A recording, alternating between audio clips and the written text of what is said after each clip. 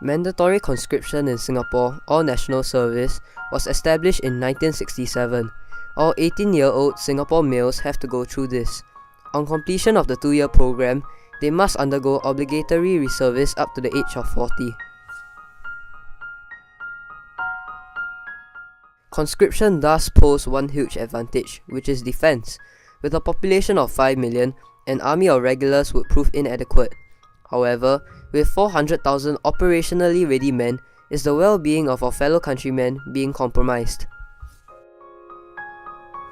Nowadays, the SAF's priorities do not seem to be focused on recruit safety, with various campaigns such as the Total Defence Day activities conducted at Raffles Institution. Are the SAF's resources being diverted to less important areas and compromising on recruit safety?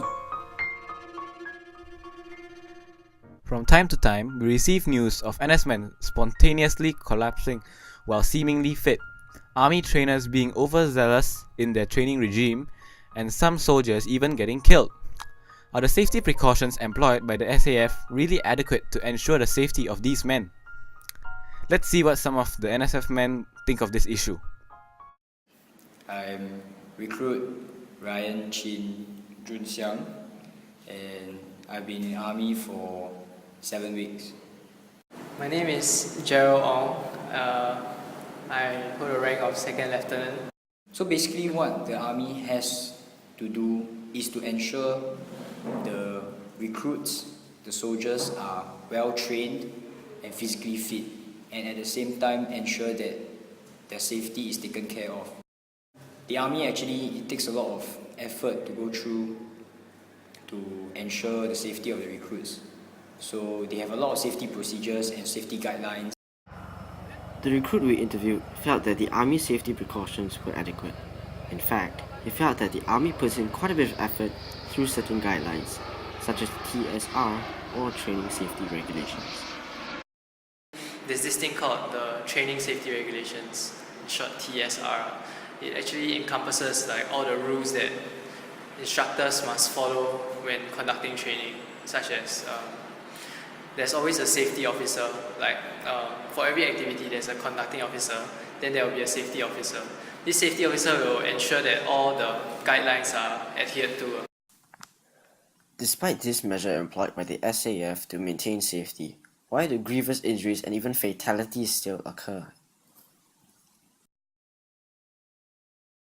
I do believe there's always occasions that we fail to follow the guidelines.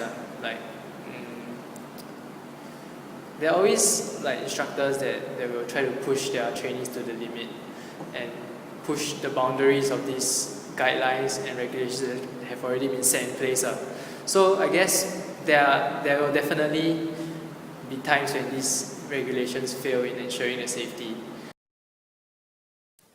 Perhaps accidents can be attributed to trainers being too passionate and in the process overlook these guidelines. On the 21st of August 2003, a sergeant of the Singapore Guards was drowned after a head dunking procedure conducted by 4 commandos. Numerous cases can be found throughout the years, worrying members of the public. Well, it definitely frightens me when I hear of cases where guardsmen who suddenly died or collapsed in the toilet and died within hours, or cases of overzealous trainers at a commando wing pushing their trainees to the limit. Yet some feel as if these are freak accidents and the likelihood of these accidents occurring are relatively low. What I believe is that these incidents are sort of freak incidents and unexpected. So personally, I don't think that I'll be so unlucky to be one of these people. But despite the seemingly rare likelihood of fatal accidents occurring, parents are still afraid of the ramifications of having overzealous trainers. And then we started rushing and putting on our protective equipment.